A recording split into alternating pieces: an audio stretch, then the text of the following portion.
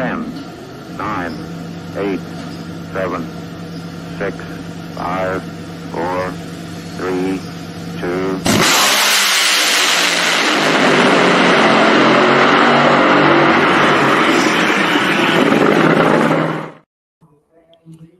Power Hour is live. To each and every one of you out there, the CompetitionPlus.com audience, welcome once again. Lee Craft, a.k.a. the Monday Morning Racer. And over there tonight is not Mr. Dugenais Bland. It is Mr. A.J. England. A.J., good to have you on for the show tonight. And we're looking forward to talking some drag racing. I appreciate it, Monday. Here's a big night for me to come and join you all. You know, it's no secret, I used to be on the team side of things, and so we would send our drivers to you as often as we can. Now I get to maybe tell a couple of jokes and share some stories, and you can put me to work however you want. I'm glad to be here. Spectacular. And to Dugenais out there, happy anniversary. He is taking the time with his beloved and enjoying the time. So happy. I think it's 24th anniversary for Dugenais and his. Congratulations. Yeah, DJ's been good to me. He's been reaching out regularly. You know, I'm doing some new things, and I love seeing him when we were in Florida every year. He's a good man. Happy for you. Certainly is. Certainly is. It's been a blast to work with him right here on the Competition Plus Power Hour and talk drag racing. He certainly is passionate about the sport. Well, folks, we are scheduled to have Scott Palmer on now. I saw him a little bit earlier, and he was on Shake and Bake, I think, or NC Pro Modder was having him live, and he already was a couple of drinks in. I don't know. We'll see if we get him or not. You never know what's happening down there in Bradenton as testing is well underway.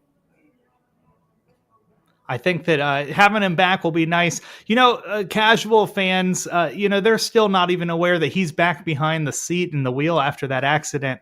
I can't wait to hear some of his thoughts going into tonight. He always puts on a good show for sure.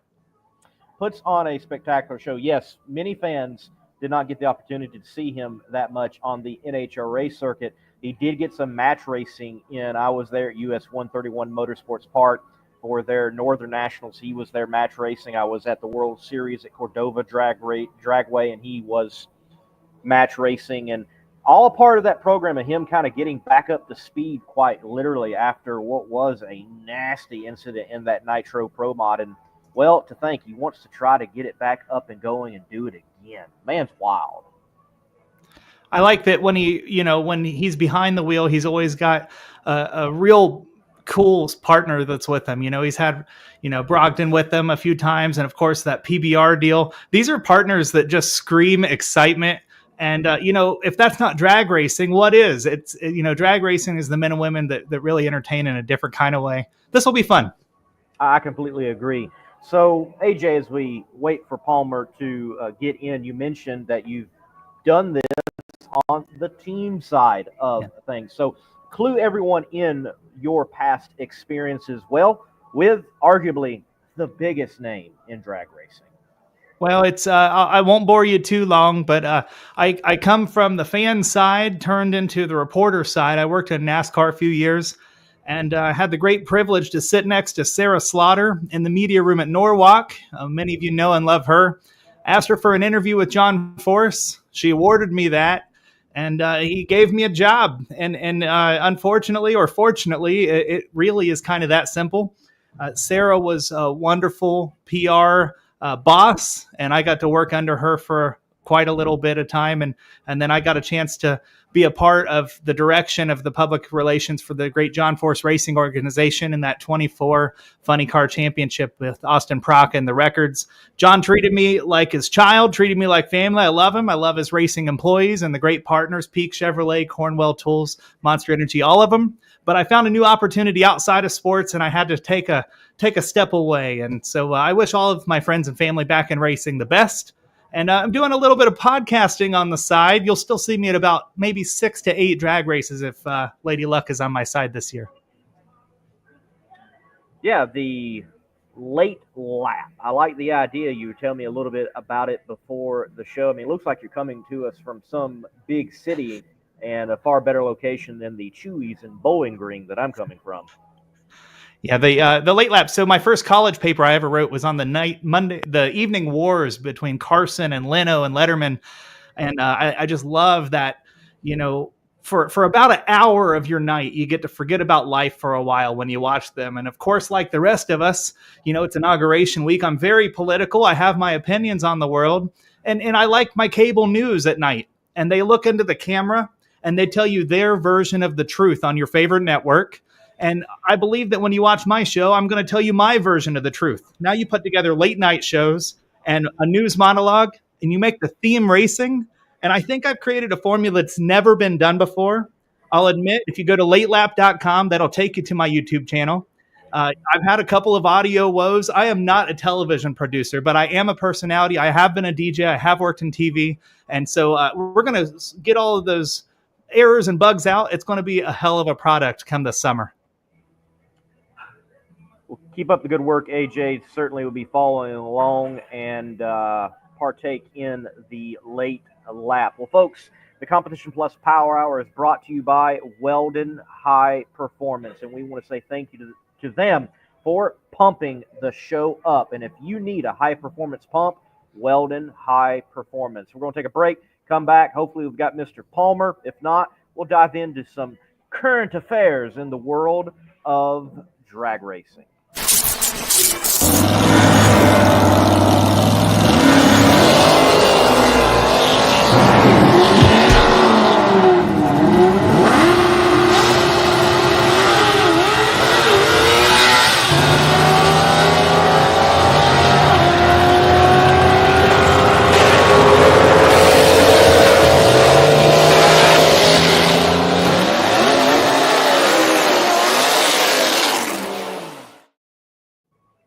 All right, back after the break, brought to you by Weldon High Performance Competition Plus Power Hour.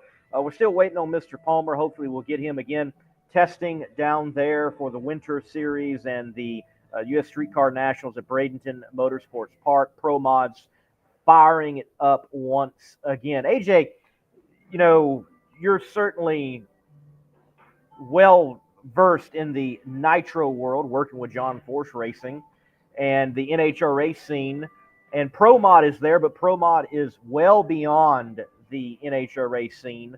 When you look at what Pro Mod has got going on right now with Drag Illustrated and the Winter Series, what are your thoughts, and what was like the thoughts even from someone like a John Force on a Pro Mod and its place in the sport of drag racing? Well, I want to be careful in this new era. I don't care to, mention the big boss man too often, but it'll never be anything bad. But if you think about the great John Force, everybody calls him the GOAT or the legend or the icon. Sure, he has the numbers on the racetrack to back that up. But if he had never won a race, he would still be the great showman and the entertainer that so few men and women behind the wheel can. And that Pro Mod class, that is what we're talking about. We're talking about nitty, gritty, blue collar and wealth. We're talking about excitement and screaming and crashing sometimes and some of the closest races you've ever seen. I'll be honest, I can't tell you the champions from every season and every circuit. I can't tell you the speed records, but every time I sit there and I watch a race, and it's usually at the end of a Nitro session, I watch it and I just love it. True entertainment. And if you're a fan or if you're a new fan, folks, I'm talking to you. It is one of the most elite and exciting elements of the world of drag racing. And the fact that they go from 8th mile all the way to quarter mile and everything in between, that's exciting too. It is. It is. And I think the Winter Series as a 3-race championship run, it is certainly going to be something special for the Pro Mod competitor, because it's a time of the year where those from PDRA, those from Midwest Drag Racing Series, those from NHRA and beyond are able to come together and compete under the Pro Mod umbrella and duke it out. You can almost say whoever at the end of this particular championship and this 3-race run down there at Bradenton Motorsports Park, they might be able to claim that they're the pro modder of pro modders out there in the drag racing world. So looking forward to seeing whoever is crowned. Well, Andrew is routinely chiming in on the show. Thank you for that, Andrew. He asks thoughts on the Summer Richardson situation, or Operation OnlyFans, you might be able to say. That news dropped just a couple of days ago. Summer Richardson expressed that she was denied by the NHRA to run her primary sponsor this year in 2025 in Top Alcohol Dragster, which is OnlyFans. And she has herself on OnlyFans.com as well. She has had that brand in the NHRA before, but this year it was denied. And I think this is a very sensitive subject when we talk about the OnlyFans situation and matter and summer and what is going on. And we might have to pick it up in just a few moments. We did get Scott dive into the green room, but as we wait for Scott to get settled, wow, the OnlyFans situation has really, really lit up the social media chats on drag racing. It sure has. And the crazy part about this is this isn't just a social issue. This is a business issue. Look, folks, I've seen it from every side. I've raced amateur dirt. I've worked for the big boys, and now I'm in media. Finding a partner is extremely hard. And that's why right now I want to say hi to my great friend, Jason Konchevsky, who runs Speedmaster, because anytime you can get a great plug in there, it's the right time. And that young lady and her husband, they were trying to do something different, something that was marketable, and something that would stir up talk. Tonight, we're talking about it, and they don't even have the partner anymore. So I'm not sure I'm going to share my opinion whether she should or shouldn't have on this episode of your show. But I will say this is significant, and it's not the last time you're going to see OnlyFans or some more controversial sponsors in the world of drag racing this season. Certainly. It is. I don't think it's done with. My biggest issue with it is not the NHRA saying, hey, this is our sandbox and we're going to allow whatever toys we want into the sandbox.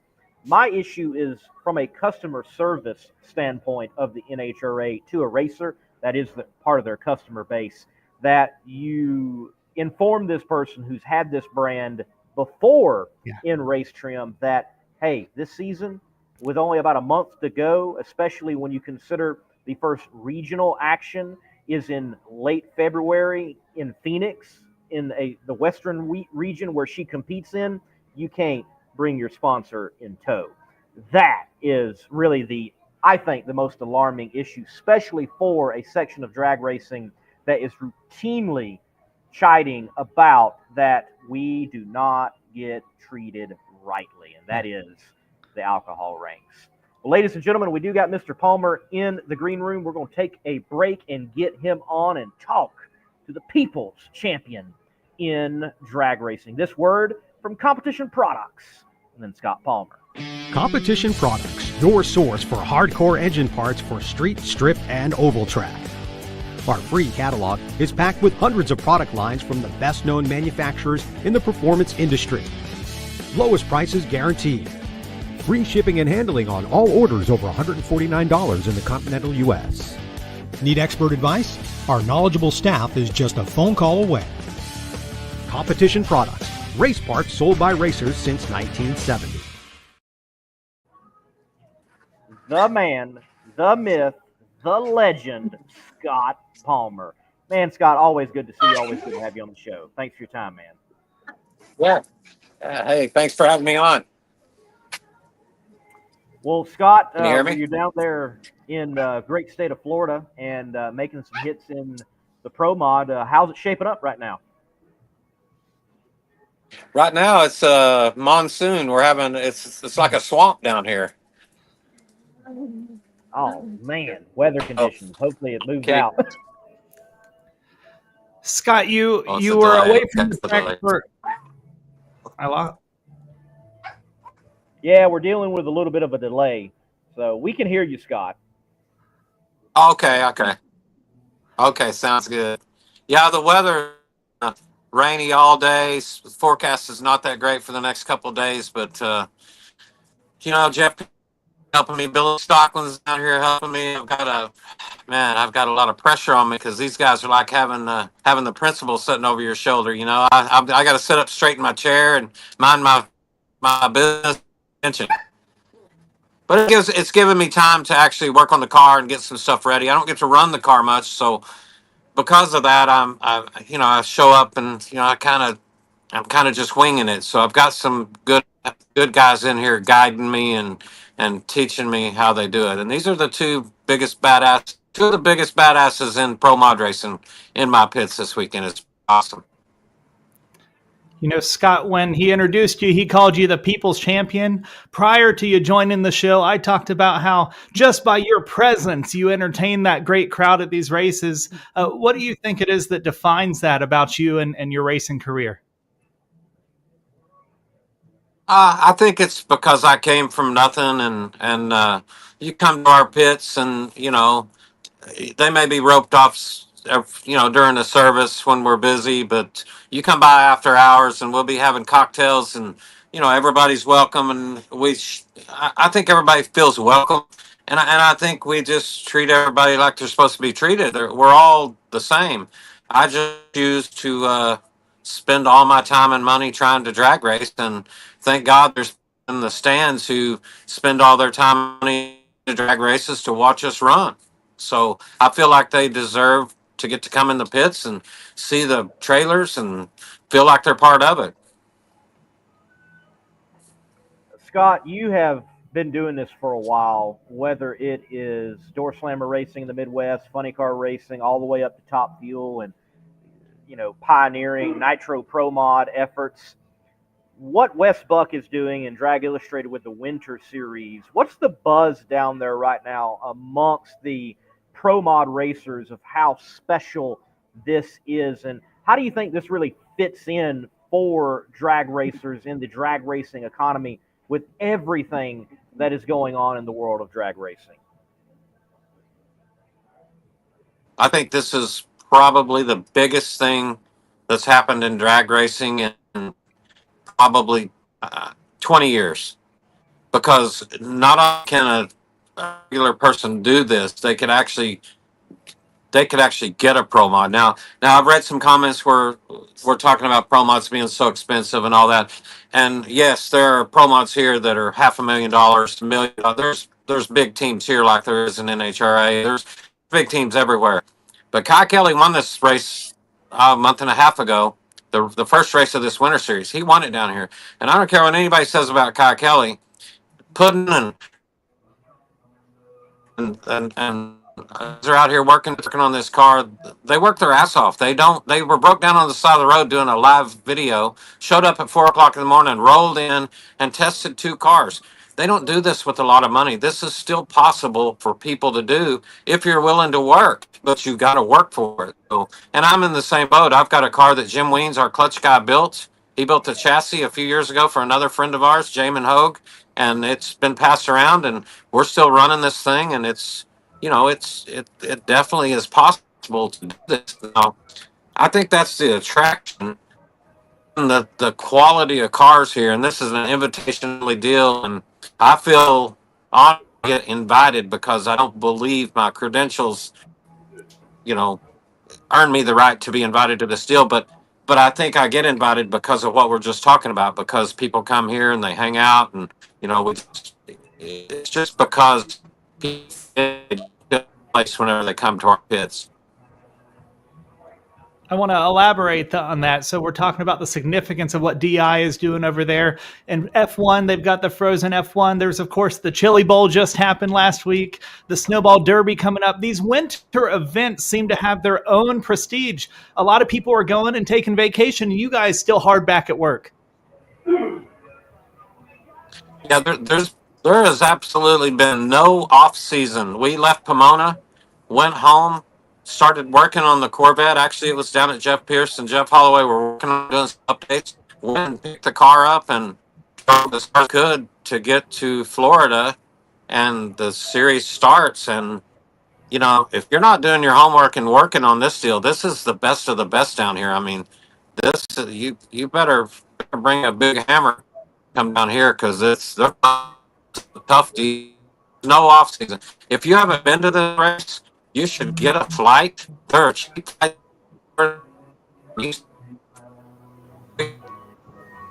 For the next, going to be an awesome weekend. There'll be the fastest runs in Pro Mod history. I did an interview with P. Jackson, Lyle Barnett, Keith Payne. Look around down here and just look at all the people. Antron Brown's here driving a Pro Mod. I mean, it's a This is a who's who of everything, any kind of racing. It's awesome, and it's a great show. The stand back Saturday night, and a huge party. They're having a get together party for everybody, fans, racers. Just man, get it and get out here. It's an awesome show. Well, Scott, you know all about the awesome shows from NHRA to Winter Series to all the Chaos brands. You've certainly got your thumb on what's happening in the world of drag racing. Kai Kelly wins the Snowbird Nationals. Your reaction, Yeah, your thoughts on him getting an enormous win? it was one of the most exciting races I've ever seen in my life. And then to have Kai Kelly, Scott Taylor, uh, you know, uh, uh, all these No Prep Kings guys showed up here and put on a show. I mean, people didn't give them enough cars run. I know a few of them, and I communicate. I'm friends with a few. I know how fast their cars are, but I don't think that the race world actually realized that they were this fast. And when he showed up with that steel roof and quarter third gen Camaro, and he actually and he was this. He thought he would be lucky to qualify, and then man, Jeff Pierce put him down the track every single run, and it just kept getting faster and faster. And his lights were psychic. I mean, he was cutting reaction times, and part of that's probably from the instant green they're used to, and a Pro Tree was a cakewalk for him. I think he had a delay box in there, just dialing it in. It was so good. But I mean, he come down here and he lit everything up. From the scoreboards to the pits. I mean, his t-shirt trailer was packed. I mean, the guy came down here and made a statement. And man, he's the bar for even pro mod racers down here. And all these guys down here, it was a clutch race. There was nobody running away with it, but they did it consistently. It was I think it was great for the sport, great for pro mod racing. And pro mod is definitely the fastest growing sport out here. I believe it's the fastest growing out here. And what Westbuck is doing is definitely making noise out here. And it's out here with everything that's going on in the world. But, sometimes you need to spice it up a little bit. Chris Graves has done it with Nitro Chaos and Funny Car Chaos, and Westbuck is doing it right now with Pro Mod. I mean, Pro Mods right now are hot. I mean, they're on fire right now. It's awesome. I think that the events like these are crucial, innovative events for the world of drag racing. This past Outlaw National, one of the most competitive fields in pro mod history. When you're competing in one of these events, it's a 32 car field. Do you find any solace in that, or any additional challenge? What's going through your head, because it's still a nail biter all the way through? The field was from a 59 to a 64 was the bump on the 32 on 32. There was like 5 or 6 cars ran a 64. There was some that ran a 64 that did not qualify. 364 at 200 miles an hour in the eighth that don't qualify. So of course I was at the bottom of that pack. But when you come to one of these deals here, and like this week we're not getting to test, so we're trying to really tie up some loose ends on the car. But when you don't get to test and you're behind, you have to go out there and swing for the fence. You almost have to Hail Mary it, because there's no chance you're going to make a nice clean run at one of these. It's going to be a record run, a personal best, probably the best run you've ever made to get in this show. And that's what we're going to do this weekend again. We're going to go out here and swing for it again. There's videos out there of the Corvette with the wheels 2 feet in the air past the 330, but there's you can't back it down, and you have to go. So we're just going to continue to build on that. And the challenge is what it is. You're running with the best of the best. I mean, you just have to go out there and, load it up and do. It's the toughest racing I've ever done in my life. It's a harder field to get into than the U.S. Nationals with a top fuel car. This is tough. I mean, this is you better like a fight if you come to this deal, because you're going to get one. Yeah, as drag racing fans, we are certainly getting some good stuff down there in Florida during winter when it is so hot for door slammer racing in that part of the country. Scott, you are no stranger to match racing. You're an advocate for match racing, and you don't Right. just advocate for it, you're out there doing it. I saw you last year at US 131 Motorsports Park for the Northern Nationals and also at Cordova Dragway for the World Series. I've seen you at Mocan. I've seen you at Eddyville. You'll bring that 12,000 horsepower rail and let it loose just about anywhere. The NHRA announced the Peach State Showcase of Speed at South Georgia Motorsports Park. Is that the right direction for the NHRA? I don't know about that. I definitely don't think it's going to hurt anything for sure, but I think match racing in general is for the fans and some of the tracks like that. That that's ability down there, and I'm sure they're going to have a great crowd. But there's nothing better than packing the fans in a place like Mocan or Ozark Raceway or one of those smaller venues that don't get to see nitro cars. But I think it could be a good deal. It just depends on how it's run. Everybody's waiting to see what happens, and how it goes. But I don't know what the format is. I don't know what they're having with it. Are they having pro mods with it? Are they having, you know, anytime you can get cars out to a track at something besides a national event, not everyone in the world can take off and go to a national event and pay, $75 for a ticket to get in. I mean, they need to have some options so they're, in front of nitro cars. Everybody needs to see and feel nitro cars, and not everybody gets to see that. Yeah, absolutely. What lessons can you learn from the snowbirds that prepare you for the U.S. Street Nationals? Man, boy, test. I got here on Saturday early enough to test all week long, and it's rained all week long. So what I learned there, I'm trying to apply, but you can't beat Mother Nature. So you just got to do your homework, and believe me, there's some notepads laying on my desk on my countertop in the computer. So we're just trying to do our homework without making the runs, which is not possible. You substitute for making runs. I keep going back to this, but Kai Kelly at the last race at Birds was down here Monday morning. They were testing. They tested every single day to qualify till Q1. They came out here and they just we lost Scott. We lost. I don't think I've ever lost someone quite like that. Well, he's in the elements, and he was very transparent about that. Maybe he was dropping a mic, but I don't think so. It's unfortunate we lost him, but what great insights from a real great racer.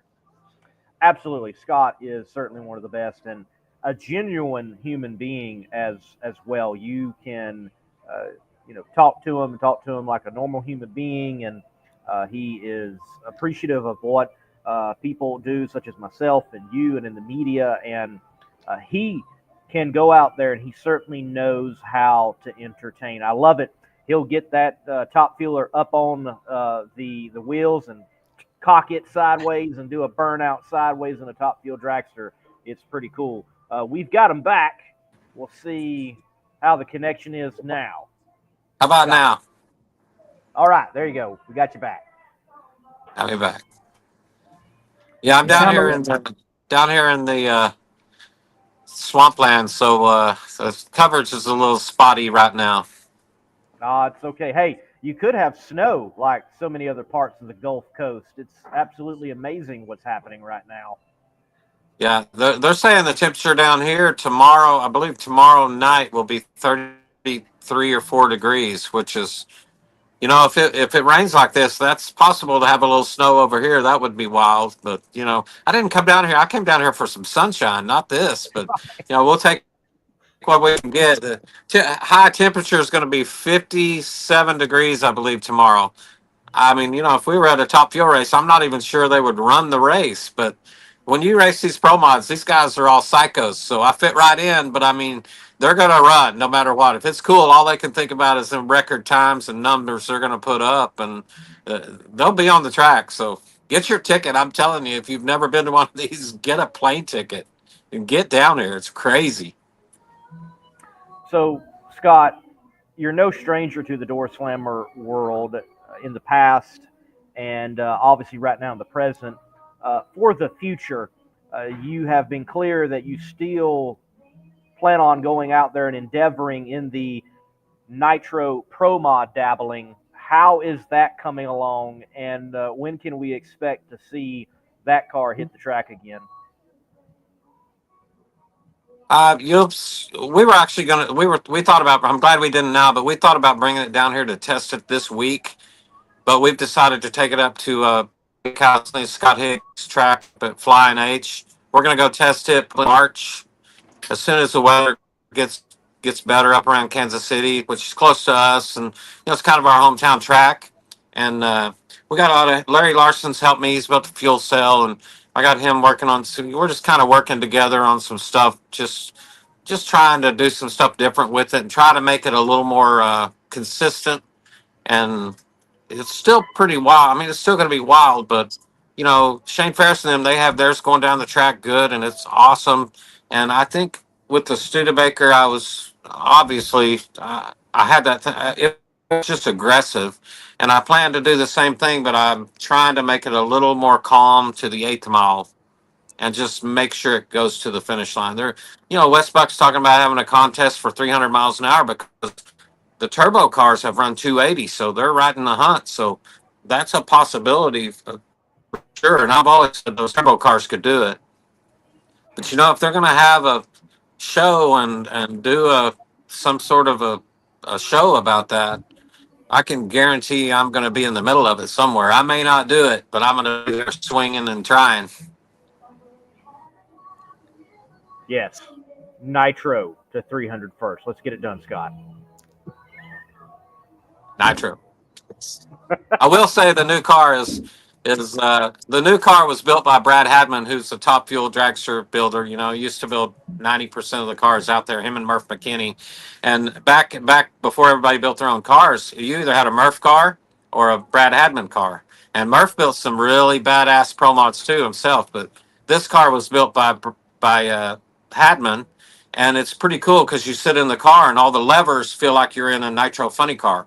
It's actually, I think it's a better fit for what I'm trying to do with it because it's a lot longer car. It's 9 or 10 inch more wheelbase, and I think it's going to be a little more stable. It's way less aerodynamic, but I don't think it matters with Nitro. I think Nitro is, the load doesn't hurt it. I mean, the load doesn't hurt it as much as an alcohol car. So, and I wanted something different. That 52 Chevy is definitely different. Mitch Chamberlain used to have this car, and I'm going to get him to come down there whenever we test it. I'm going to get him to come to Kansas City to Flying H and hang out with us, and hopefully we don't tear up his car for him.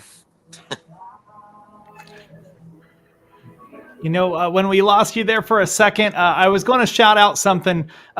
This wasn't something I prepared for the interview, but it's just something that I keep written down.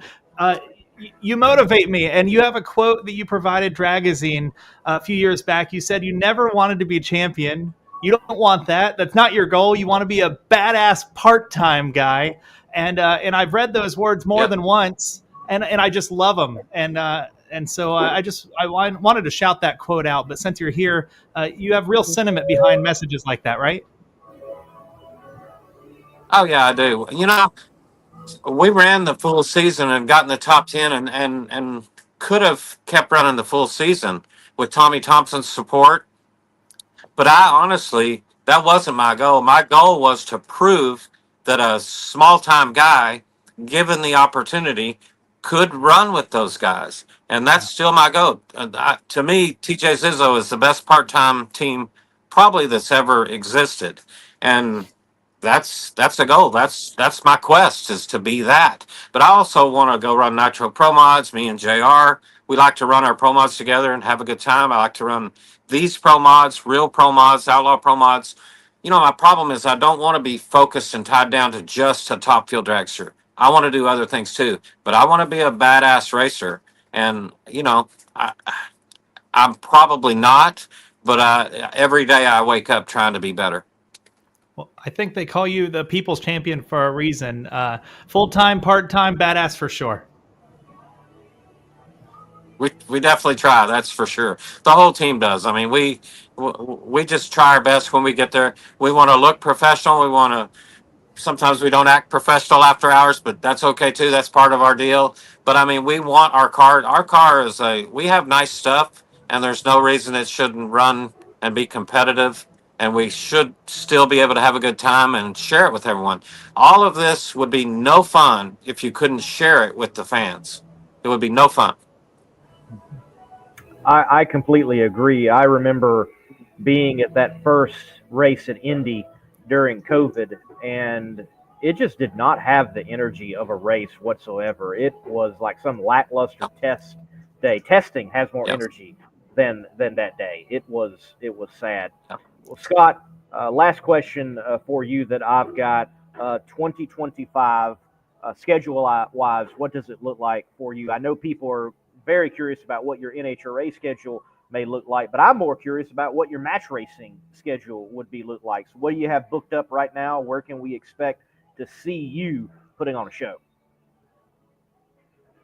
You'll see me at Flying H a few times this year for sure, but you'll see me at US 131 in August with the PDRA race. It's I believe they call it the Nitro Nationals. I'll be at US 131 there. I'll be at Cordova World Series of Drag Racing again this year. I'm sure you'll see us at Virginia. We did a match race myself and Alex Laughlin drove the other car, so we took both PBR cars there. Had a great time. It was a great event. We had PBR people there and had a good time. We got quite a few racetracks wanting both the 52 Chevy, the Nitro Pro Mod, and the Chevelle. So you'll see us together running those this year. Last year, after the crash, it just, I thought I'd be back a little sooner, but it just took me longer than I thought to recover, it just took longer to get rolling again. And it wasn't so much the injuries, it was the getting once you stop and the ball stops rolling, you got to get it started again. And it was just kind of hard to get back in the swing of it. But we're going to waste no time this year. We're coming out early. And, I'm working on the Nitro Pro Mods. I'll go home, leave this stuff here, go back home, work on the Top Fuel stuff, probably bring it back, run the World Series of Pro Mod, which everybody should come to that one too. It's going to be an awesome show also. But the very next weekend is Gainesville. So there's a 90% chance I'm going to run Gainesville. I'll bring the dragster here, run the Pro Mod race, go up the road an hour and a half and stop at Gainesville and run the Gator Nationals. I mean, I'm already here. It doesn't take much to talk me into going to a race. So I'm probably going to run there and then we'll head back home. And, one thing I am looking forward to, I love these races down here, but I'm looking forward to the Texas Motorplex and the Funny Car Chaos. The first race of the year is one of the biggest races of the year. And I love that race also.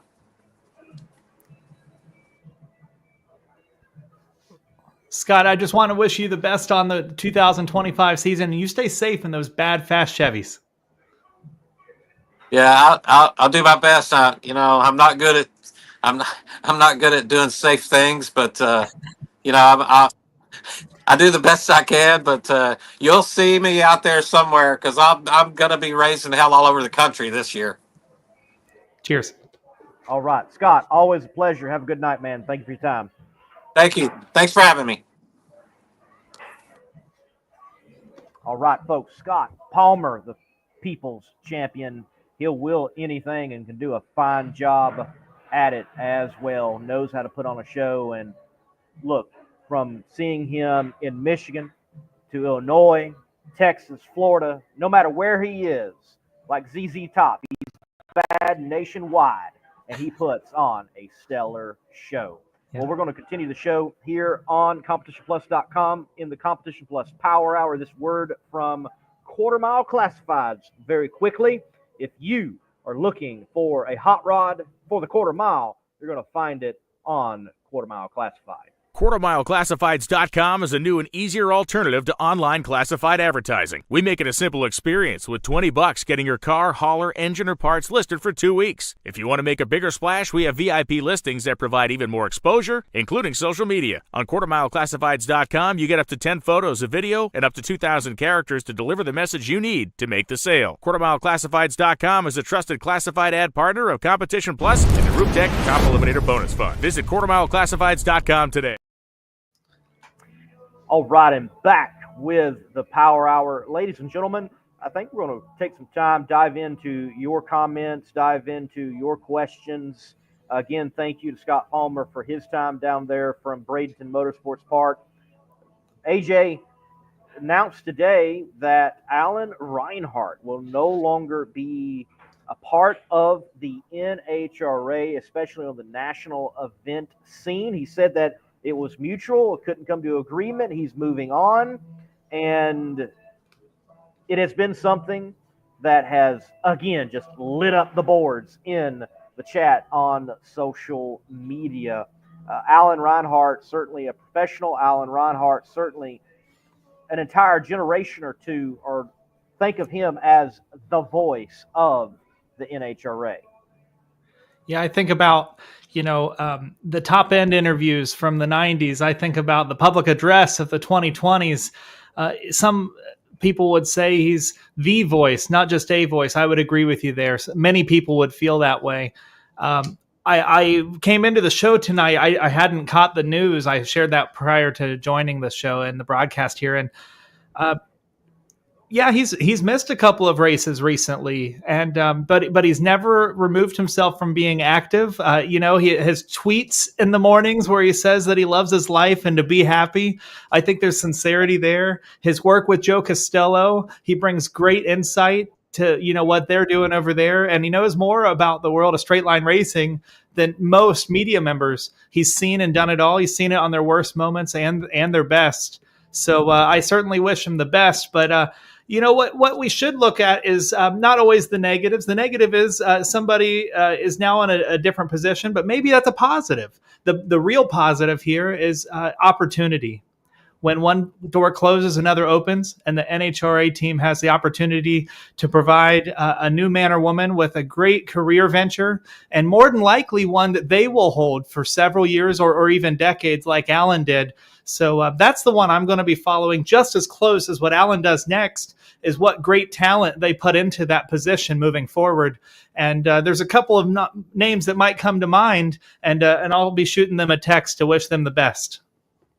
Absolutely. I agree with you. I think there are honestly more positives to this. Certainly with social media, there tends to be this negative tone, and the psychology on that has been proved to be true so many times that, well, sometimes people say things on social media that they wouldn't dare get away with face to face, but it really oozes with negativity, and you get that sense with this announcement. I think, one, Alan had been in this gig for 30 years.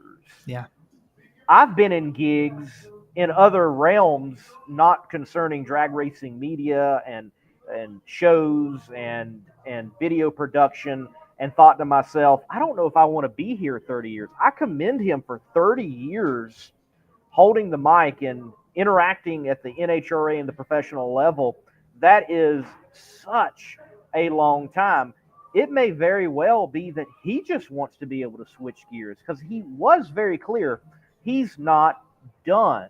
You're going to hear Alan somewhere. And also, even with being the national event announcer, lead announcer for the NHRA, he was routinely spotted at other races. Yeah. I wouldn't be shocked to see him announcing possibly the Flings, the Big Money bracket races. You would see him participate in those events from time to time. There's other big bracket races that he could be a part of. You never know where we might see Alan Reinhart. I agree with you. I think this is a great opportunity, and we'll see who gets plugged in and see how they're able to excel and move forward. And ladies and gentlemen, just remember out there that for every one of you that are being negative on this, and you're saying that Alan Reinhart is the voice of the NHRA, I'm not going to disagree with you. But for me, when I think of the voice of the NHRA at the national event on a PA, I think Bob Fry. And before that, probably someone thought Dave McClellan. And before that, there was probably someone before that. People do move on. It is natural. Change is inevitable. Drag racing is not dying. Stop it with the hysteria. Tone it down. Yeah, I mean, the man is a professional. If he wants work, he's going to have work. And this is an organization in NHRA that is actually, in my perception, financially on the bump, which they were potentially in a dire strategy. The last several decades have seemed to get a little bit less over time. And now after 70 years, they were in a rebuilding phase. And with the great communications team, the great salespeople, they have partners like Mission and Fox, and they're going to be okay. They'll find another great talent, and they're going to take it into this new wave and this new generation. I wouldn't say I'm worried about either party, but probably something that maybe was timed for the best. I agree. I think it's just that time for all parties involved. And Alan's not done. Obviously, the NHRA is not done. And we just continue to see the NHRA evolve. For example, we have seen the NHRA ever since, and even before, the heyday of Shirley Muldowney.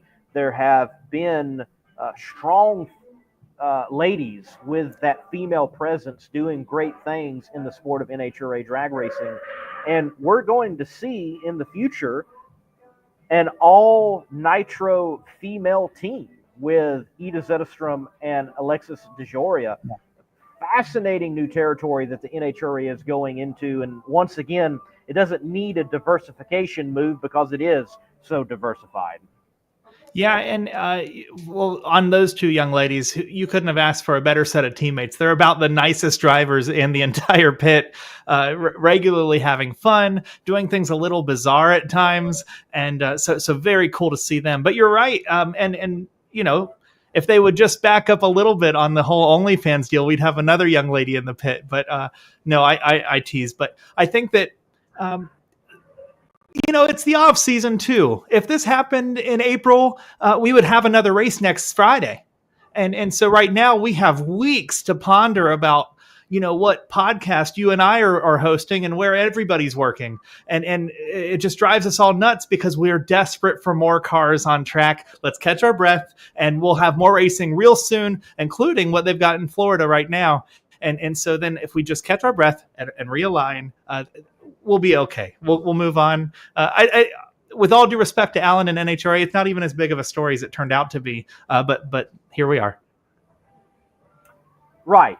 And I think where we're at right now, we want racing action, and we want to see the Nitro burned in competition.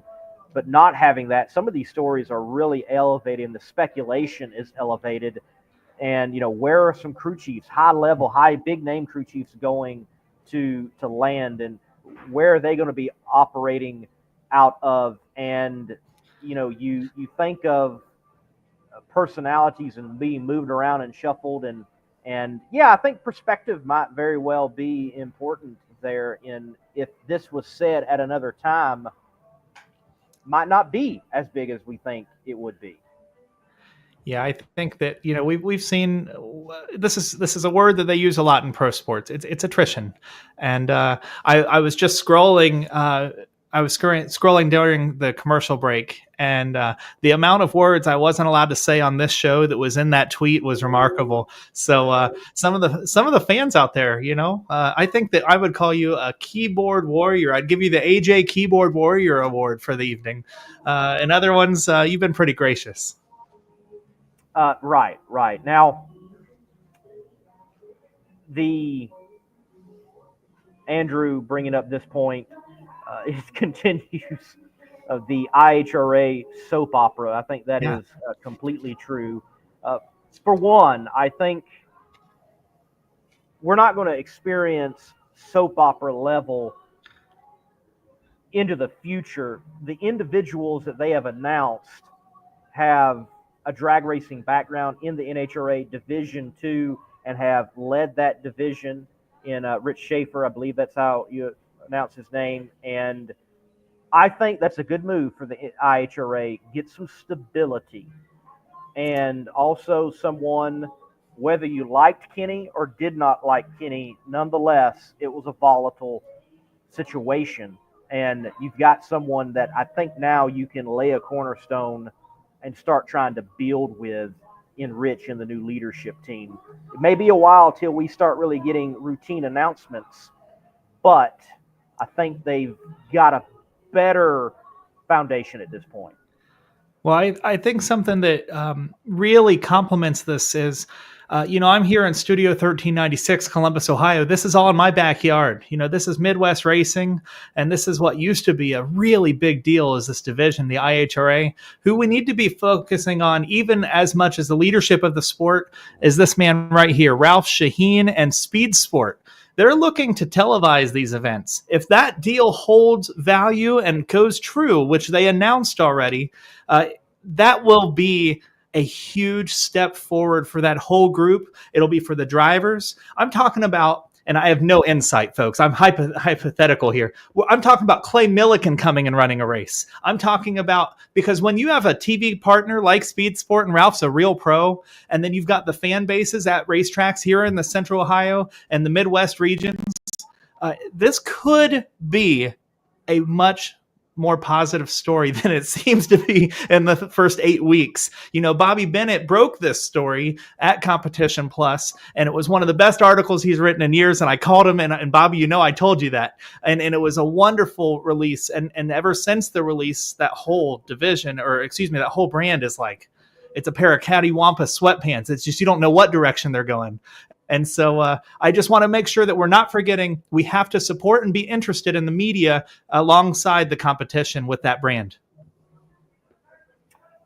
It is going to be interesting to see where it will go. I do think it will behoove the IHRA if they take the time and say, hey, how can we provide nitro racers with another place to race at a high level but distinguish it from the NHRA? For example, there is a rising movement within the fuel-altered world of the vein of the former Wilkerson-Hartman fuel-altered, the War Wagon fuel-altered with the Ferris Camp, the fuel-altered such as Drastic Plastic, or also Pete Dove's Back from the Ashes, that type of fuel-altered.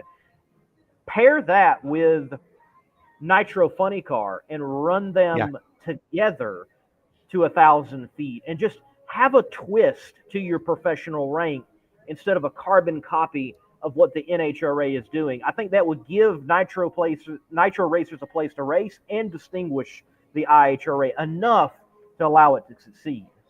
Well, before the Baiters let go of the IHRA deal, Ron Capps, he told me in an interview, he said, we raced at National Trail, but we all wanted to go up to Norwalk, because those extra tracks were what made it exciting. And not only the tracks, Bill Bader, you're welcome. The promoters are oftentimes not the NHRA.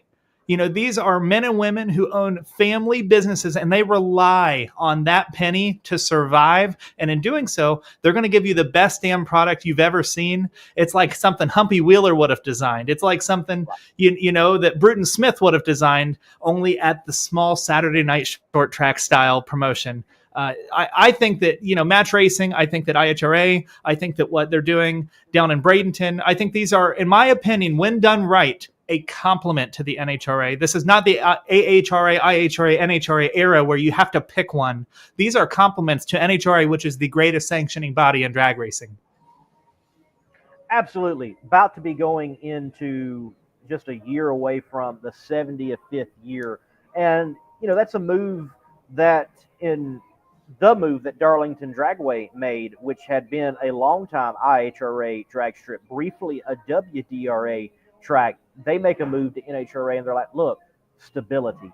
You cannot deny the place that the NHRA has and is in and will be in, and it is the place of stability Yep. for not just NHRA drag racing, but drag racing. They have set the bar and the standard, and beyond just having nitro cars on track, it goes deeper than that to rules and to the marketing and to the sanctioning and to, well, everybody is looking to the NHRA and how they do it. You might have a little bit of a flair, but nonetheless, the drag racing world, it's under an NHRA umbrella. And I agree with you. I think we can be in a time when these different series, they complement. Like, look, Chris Graves, he'll tell you that he's not necessarily competing directly with the NHRA, but Yeah. yet he gave racers a place to race within what the NHRA has created, and even go to NHRA tracks from time to time. Yeah, and even, you think about, I mentioned Ida, what she's doing, if we had this attitude, we would think she was the bad guy. You know what they do over in Europe in the FIA World Tour, which, by the way, folks, stay in touch with the media, because a American businessman is going to announce a American race team in the European Championship really soon. And you heard it here first. An American business person is going to announce a European drag racing team real soon. Kind of the flip of what Ida has done at joining the JCM program. That's going to be big. So stay tuned there. That's as much as I can share. But no, think about if we had this attitude always, Ida would be the bad guy, and everybody thinks she's great, or excuse me, most people think she's great, and we embraced her instead. We should do the same thing with these other circuits. Unless somebody's derogatory or unwell or unfair to NHRA or their partners, which I don't see often, we should embrace all drag racing. And that's how we're going to catch areas where we're lacking. Formula One's up here for a reason. It's because they're up here. And we need to catch every form of racing we're behind, and we need to distance ourselves from every form of racing that we're ahead of. Absolutely. Josh, with Bring Back Route 66 NHRA Raceway, it is back. In the last 2 years, they've had a NHRA national event. Before that, they had a divisional and regional. So it has been back in circulation, and it's back on the schedule for 2025 as well. So there you go. It is back. So no need to bring it back, but it's actually, in fact, back. Well, AJ, look, man, it's been good to have you on. Take the time, plug the Late Lap once again so people can join you when you go live. Well, first, anytime you're given a platform, you should always give grace to God. He's the greatest thing. He's the only thing that matters, and he's why we're all here.